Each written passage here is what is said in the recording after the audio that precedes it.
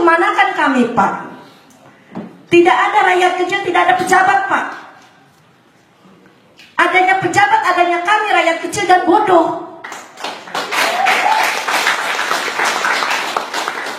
Kami hanya nelayan. Malam cari ikan, siang dijual, buat masak, habis tuh Pak duitnya, Pak. Jadi pikiran kami cuma, kami hidup udah alhamdulillah, untuk kedepannya, untuk seterusnya bisa nyekolahin anak, alhamdulillah. Jangan bodoh seperti emaknya, begitu Pak. Makanya saya berjuang tanggal 10 di Kampung Dadap, mau datang SP2, bentrok 3 kali warga sama polisi. Tapi dengan adanya ibu-ibu di depan, udah Pak, nggak takut mati dah Pak. Demi anak-anak kami, jangan sampai ada bentrok. Inginnya sejahtera, jangan sampai digusur. Tergugah hatinya Pak Bupati. Tapi ternyata seperti ini. Tapi alhamdulillah adik-adik, sampai sekarang ini tidak ada yang namanya SP2, SP3, apalagi sampai digusur. Nggak ada, demi perjuangan. Marilah adik-adik, masih muda, remaja, pendidikan, mahasiswa. Nih ibu hanya pedagang dari nelayan, pendidikan terbatas. Tapi ibu tegakkan hati, langkahkan kaki. Saya berjuang demi merdekanya Indonesia, demi kampung kami. Jangan sampai digusur. Sekarang kami mau digusur, mau dikontrakin. Anak saya di pesantren, masih sekolah. Siapa yang mau biayain? Kalau bukan saya sama suami saya. Sekarang rumah kami mau digusur, pasti kan kami pertahankan. Daripada kami mati pelan-pelan, mari yang bertahan, yang berjuang, insya Allah akan menang. Seperti itu. Presiden kita yang pertama, kalau nggak berjuang ini Indonesia nggak merdeka. Benar nggak? Di mana-mana penggusuran, di mana-mana penggusuran, tersentuh hati nurani. Dengan cara apa? Ibu-ibu bisanya menangis, memohon. Tapi pada siapa Pak? Coba Pak. Kami ngadunya sama siapa nih Pak? Saya sebagai rakyat kecil, pendidikan terbatas. Alhamdulillahnya saya bisa sampai ke sini, ada Pak Effendi Samad. Beliau mendatangi saya, bertanya, melihat kondisi kampung saya, rumah saya. Alhamdulillah saya bisa ketemu sama adik-adik, sama bapak-bapak semuanya. Alhamdulillah, makanya saya ini benar-benar ingin tahu. Karena keterbatasan saya, pendidikan saya, tapi saya punya keberanian, punya kejujuran.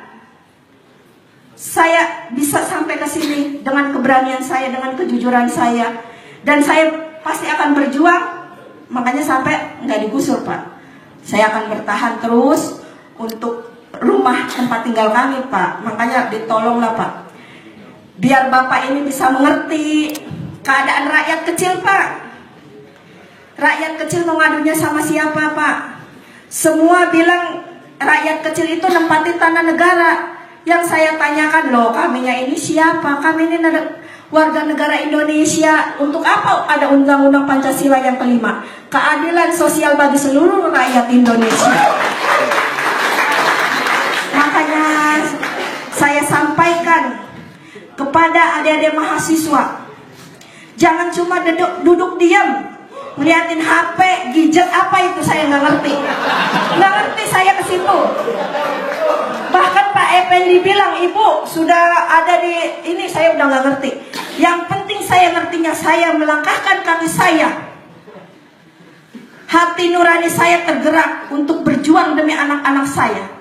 Generasi bangsa Pak, adik-adik, bapak-bapak, itu anak-anak saya. Jangan sampai bodoh. Karena orang bodoh nih begini nih, nggak ngerti. Makanya ini saya memperjuangkan demi anak-anak saya. Makanya tolong adik-adik yang semangat berjuangnya pantang mundur, apalagi adik-adik udah punya senjata, yaitu apa? Pendidikan. Mengerti. Adik-adik itu udah punya senjata, mahasiswa. Dia bisa mengerti. Jangan cuma duduk diam nonton TV, megang HP. Digerakin hatinya.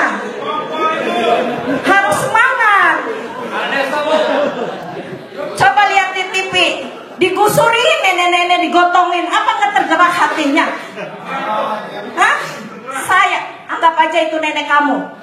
Nenek kamu diangkat, digusur begitu diam aja. Enggak lah. Nah, mari kita perjuangkan Indonesia ini.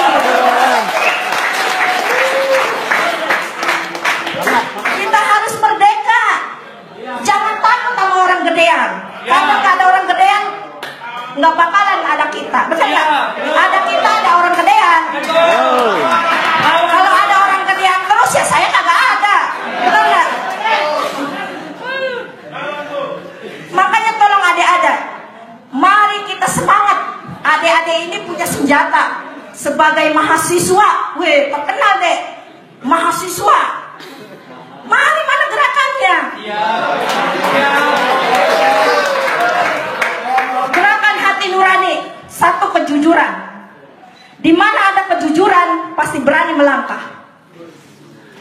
Tapi kalau adik-adik nggak jujur, ya nggak, duduk aja diam, takut. Bener nggak? Makanya mari kita gerakan. Siapa yang salah bisa lihat.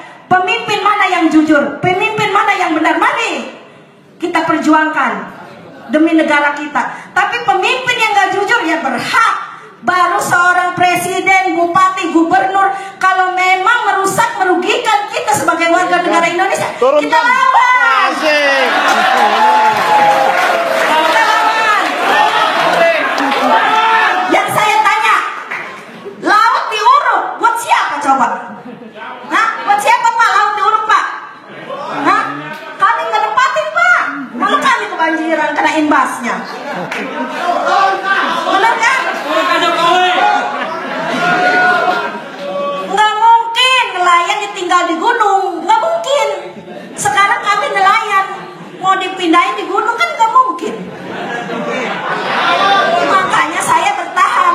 Laut-laut diuruk untuk siapa itu reklamasi? Hah? Untuk siapa? Sekarang Ahok bilang,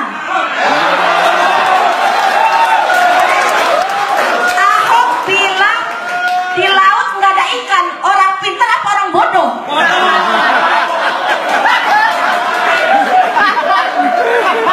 Saya ini tukang pecel lele, tukang dagang. Tapi saya tahu, masa iya katanya di laut nggak ada ikan? Kan bohong itu.